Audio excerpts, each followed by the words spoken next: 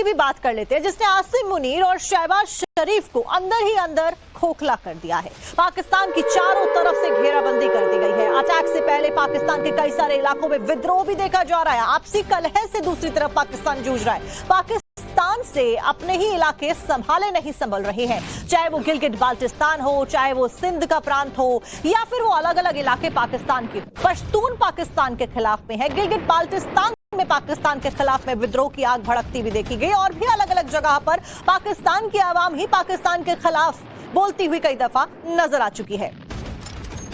अब पाकिस्तान कैसे चारों तरफ से घिर गया है वो भी आपको एक बार डिटेल के साथ बता देते हैं। तो पीओके पर इंडियन आर्मी, इंडियन एयरफोर्स तैनात कर दी गई है। पूरी तरीके से निगरानी है, किसी भी वक्त बड़ा एक्शन लिया जा सकता है, और इसीलिए जो बॉर्डर एरियाज है वहां पर जो चौकसी है वो बढ़ा दी गई है। पाकिस्तान के पंजाब की भी घेराबंदी कर दी गई है। कल वहां पर मॉक ड्रिल भी की जा रही है। इंडियन आर्मी और एयरफोर्स एक्टिव मोड में नजर आ रहा है। एक भी गलती नहीं बरती जाए, इसको सुनिश्चित किया जा रहा है। इस बीच सिंध भी चारों तरफ से घिरा हुआ है। जमीन पर आर्मी पर, हवा में वायुसेना और पानी में इंडियन नेवी तैनात है। यानी कि चाहे वो इंडियन एयरफोर्स हो, इंडियन नेवी हो, इंडियन मिलिट्री हो, सभी बहुत ज्यादा एक्टिव है। बलूचिस्तान में बलोच लिबरेशन आर्मी के सामने पाकिस्तान कुछ भी नहीं कर पा रहा है। और इससे पहले भी देखिए कई दफा ये हो चुका है कि बलोच आर्मी के सामने पाकिस्तान ने घुटने टेके हो। बलोच आर्मी ने हर दफा पाकिस्तान के सामने विद्रोह की आवाज को उठाया है। खैबर पख्तूनख्वा में तो पाकिस्तान की जनता ही बागी हो रखी है। पश्तून लगातार पाकिस्तानी सेना का विरोध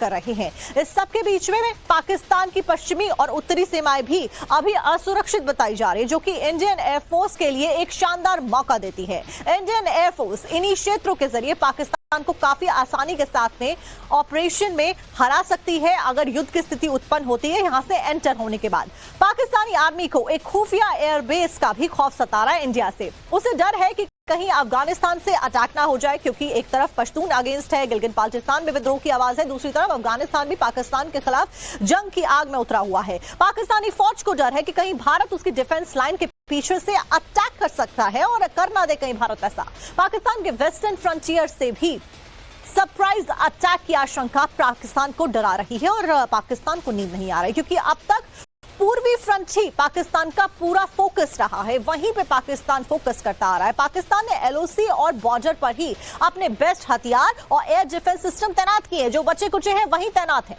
जितना भी है वही है। लेकिन कहीं और से अगर अटैक कर दिया गया तो उस स्थिति में पाकिस्तान के लिए बहुत मुश्किल हो जाएगी। जबकि अफगानिस्तान से लगती हुई सीमा पर एयर डिफेंस सिस्टम तैनात नहीं किए गए हैं। तो अगर अफगानिस्तान अटैक करता है, क्योंकि अफगानिस्तान भारत के साथ है, डायरेक्टली इनडायरेक्टली वहां के लोग भारत के साथ है, इसीलिए मुनीर की आर्मी को अफगान बॉर्डर से भी इंडियन एयरफोर्स के सरप्राइज एरियल स्ट्राइक का डर दिन रात सता रहा है। इस सब के बीच में एक बड़ी ब्रेकिंग, पाकिस्तान में बलोच लिबरेशन आर्मी के सामने भी सरेंडर मोड में आता हुआ नजर आ रहा है पाकिस्तान। आपको बता दें कि आर्मी से पाकिस्तान के ऊपर सरप्राइज अटैक भारत कभी भी कर सकता है, यह संभव है, और इसीलिए पाकिस्तान डरा हुआ है। तजाकिस्तान का आईनी एयरबेस इस्लामाबाद से 650 किलोमीटर की दूरी पर है। वहीं आईनी एयरबेस की पीओके से दूरी 600 किलोमीटर की है। आईनी एयरबेस से बड़े इंडियन फाइटर जेट्स आराम से, आसानी से उड़ान भर सकते हैं, स्ट्राइक को अंजाम दे सकते हैं। यह स्ट्रेटेजिकल इंपॉर्टेंस आपको बता रहे हैं। तजाकिस्तान में भारत के इसी सीक्रेट एयरबेस से पाकिस्तान सरप्राइज अटैक हो सकता है, उसके ऊपर डरा हुआ है, और पाकिस्तानी आईनी एयरबेस को खुद के लिए एक साइलेंट थ्रेट भी मान रहे हैं। इस बीच एक बड़ी खबर आपको बता दें, पाकिस्तान के होश फाख्ता कर देने वाली एक और वीडियो सोशल मीडिया पर दिन रात वायरल हो रहा है। वीडियो में दावा किया जा रहा है कि बीएलए विद्रोहियों ने भारत का झंडा लहराया। अब आप सोचिए कि बलोच लिबरेशन आर्मी लगातार ये मांग करती आई है कि बलोचिस्तान को एक इंडिपेंडेंट देश घोषित किया जाए। विद्रोह की आग एक बार फिर से भड़की है, इससे पहले भी इतिहास गवाह। दूसरी तरफ पाकिस्तान का पैनिक बटन ऑन हो चुका है। मॉक ड्रिल की वजह से पाकिस्तानी संसद में पैनिक मोड है। पाकिस्तान के पास क्षमता नहीं है, ये मुस्तफा कमाल की तरफ से कह दिया गया है। पाकिस्तान को सरेंडर कर देना चाहिए, ये बात ही मुस्तफा कमाल कह रहे हैं। पाकिस्तान की संसद में एमक्यूएम नेता है मुस्तफा कमाल, और उनका ये बयान सुनेंगे तो आपको भी पता चल जाएगा कि वो कह क्या रहे हैं। लेकिन मैं एक जनरल गुफ्तगू जो होती है कि भाई,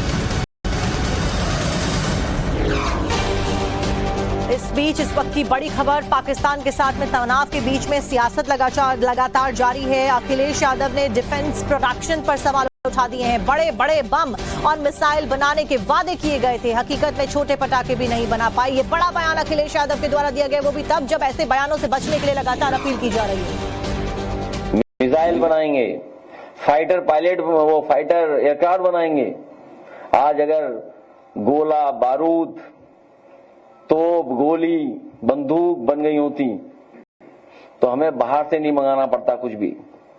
हमारे बुंदेलखंड में मिसाइलें बन गई होती तो हमें रशिया से मिसाइल नहीं मंगानी पड़ती, दूसरे देशों की तरफ नहीं देखना पड़ता। बताओ कब कहा था कि हम मिसाइल्स बनाएंगे, आप याद कीजिए। लेकिन सुनने में आया है कि वो होम मिनिस्ट्री से कोई एक आया है चिट्ठी कि अब कोई बात नहीं कर सकता है डिफेंस को लेकर के, इसलिए हम अपने शब्द वापस ले रहे हैं। लेकिन भारतीय जनता पार्टी ने वादा ये किया था कि हम मिसाइल्स बनाएंगे, तोप बनाएंगे, टैंक बनाएंगे, राइफलें बनाएंगे, SLR बनाएंगे, मशीन गन्स बनाएंगे, न जाने क्या क्या बनाएंगे।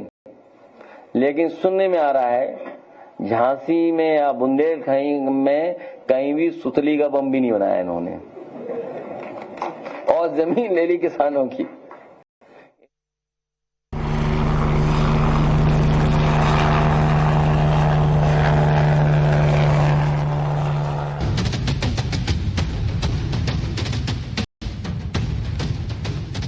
नमस्कार, आपके साथ मैं हूं विद्यानाथ झा। मिट्टी में मिला देंगे, हिंदुस्तान ने यह प्रण लिया है कि आतंकिस्तान को मिटा देना है, और इसी प्रण के साथ अब तैयारियां भी हो रही हैं। और आज जंग के फाइनल चैप्टर की हम बात करने वाले हैं।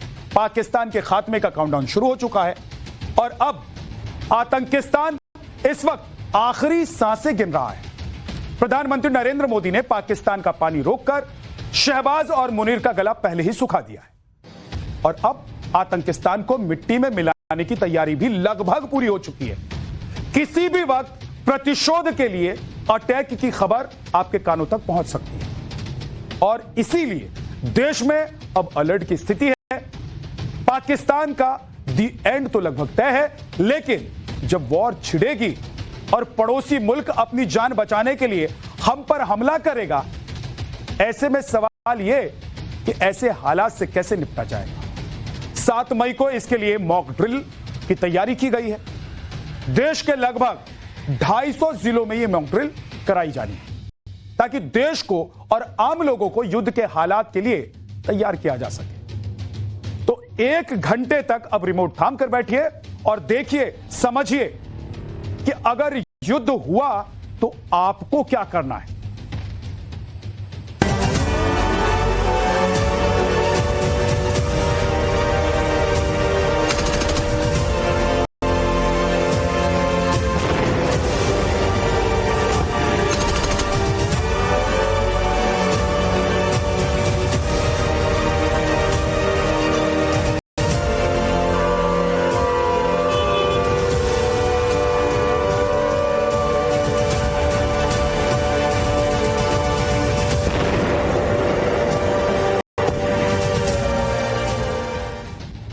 हमारे साथ विशेषज्ञों का एक पैनल होगा जो आपको समझाएंगे कि युद्ध के हालात में आपको क्या करना है और यह मॉक ड्रिल क्या होता है, इसकी जरूरत क्यों होती है और मॉक ड्रिल के जरिए आम लोगों को और देश को कैसे तैयार किया जाता है युद्ध के हालात के लिए। लेकिन उससे पहले एक बड़ी खबर आ रही है, वो मैं आपको बता देता हूं। भारत पाकिस्तान के बीच युद्ध की आशंका बढ़ गई है। 7 मई को देश के लगभग 250 जिलों में यह मॉक ड्रिल होगी। भारत में इजराइल जैसी मॉक ड्रिल होगी। आपको बता दें कि यूएस, कनाडा, ब्रिटेन में भी वॉर मॉक ड्रिल हो चुकी है। अब भारत में 54 साल बाद एक बार फिर से सिविल मॉक ड्रिल होने जा रही है। भारत में आखिरी बार 1971 में इस तरह की मॉक ड्रिल हुई थी और आपको याद है कि 1971 में क्या हुआ था, पाकिस्तान के 2 टुकड़े हुए। अब 7 मई को मॉक ड्रिल होगी। देश के 244 यानी कि 250 के आसपास ऐसे जिले हैं जहां पर यह मॉक ड्रिल की प्रैक्टिस होनी है। इसको लेकर हाई लेवल पर मीटिंग हो रही है और अब पाकिस्तान के हिसाब किताब का फाइनल चैप्टर भी लगभग खुलने ही वाला है।